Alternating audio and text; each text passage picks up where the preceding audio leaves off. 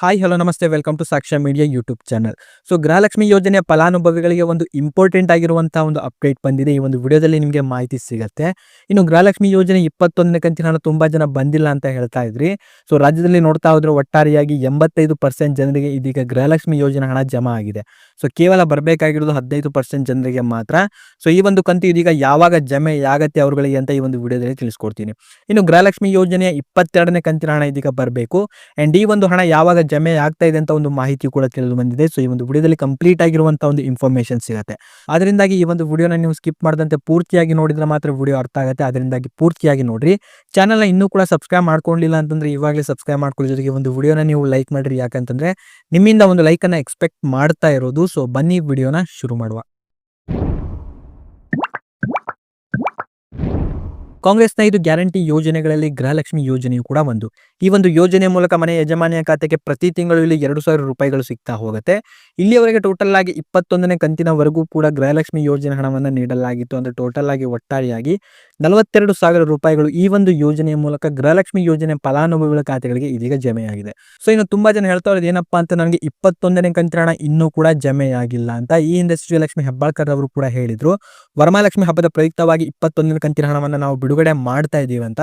And ಇಲ್ಲಿಯವರೆಗೆ ನೋಡ್ತಾ ಹೋದ್ರೆ ಇದೀಗ ರಾಜ್ಯದಲ್ಲಿ 85% ಜನರಿಗೆ ಇದೀಗ ಗೃಹಲಕ್ಷ್ಮಿ ಯೋಜನೆ ಹಣ ಬಂದಿದೆ. ಅಂಡ್ ಇವಾಗ ಬರಬೇಕಾಗಿರೋದು ಕೇವಲ 15% ಜನರಿಗೆ ಮಾತ್ರ.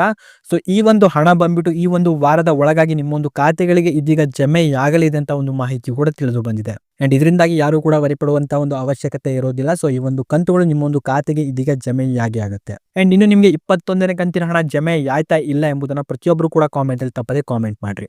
ಅಂಡ್ ಇವಾಗ ಎಲ್ಲರೂ ಕೂಡ ವೇಟ್ ಮಾಡ್ತಾ ಇರೋದು ಏನಪ್ಪಾ ಅಂತಂದ್ರೆ ಗೃಹಲಕ್ಷ್ಮಿ ಯೋಜನೆ 22ನೇ ಕಂತಿನ ಹಣ. ಈ ಒಂದು ಕಂತು ಇದೀಗ ಯಾವಾಗ ಬರತ್ತಾ ಅಂತ ತುಂಬಾ ಜನ ಕಾಮೆಂಟ್ ಮಾಡಿ ನೀವು ಕೇಳಿದ್ರಿ. ಸೊ ಇವಾಗ ಬಂದಿರುವಂತಹ ಒಂದು ಮಾಹಿತಿಗಳ ಪ್ರಕಾರ ಸೆಪ್ಟೆಂಬರ್ನ 2ನೇ ವಾರದ ಒಳಗಾಗಿ ಈ ಒಂದು ಕಂತುಗಳು ನಿಮ್ಮ ಒಂದು ಖಾತೆಗಳಿಗೆ ಇದೀಗ ಜಮೆಯಾಗಲಿದೆ ಅಂತ ಒಂದು ಮಾಹಿತಿ ಕೂಡ ತಿಳಿದು ಬಂದಿದೆ.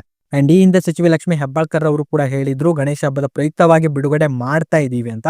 ಆದ್ರೆ ಈ ಒಂದು ಹಣ ಬಿಡುಗಡೆ ಮಾಡಿರ್ಲಿಲ್ಲ. ಸೊ ಇವಾಗ ಬಂದಿರುವಂತಹ ಒಂದು ಮಾಹಿತಿಗಳ ಪ್ರಕಾರ ಸೆಪ್ಟೆಂಬರ್ 2ನೇ ವಾರದಂದು ಈ ಒಂದು ಕಂತುಗಳು ನಿಮ್ಮ ಒಂದು ಖಾತೆಗಳಿಗೆ ಇದೀಗ ಜಮೆಯಾಗಲಿದೆ ಅಂತ ಒಂದು ಮಾಹಿತಿ ಕೂಡ ತಿಳಿದು ಬಂದಿದೆ. ಅಂಡ್ ಇವಾಗ ಬರಬೇಕಾಗಿರೋದು 22 ಹಾಗೂ 23ನೇ ಕಂತಿನ ಹಣ. 22 ಬಂದ್ಬಿಟ್ಟು ಜುಲೈ ತಿಂಗಳಿನಿಂದು, ಇನ್ನು 23ನೇ ಕಂತಿನ ಹಣ ಬಂದ್ಬಿಟ್ಟು ಆಗಸ್ಟ್ ತಿಂಗಳಿನಿಂದು.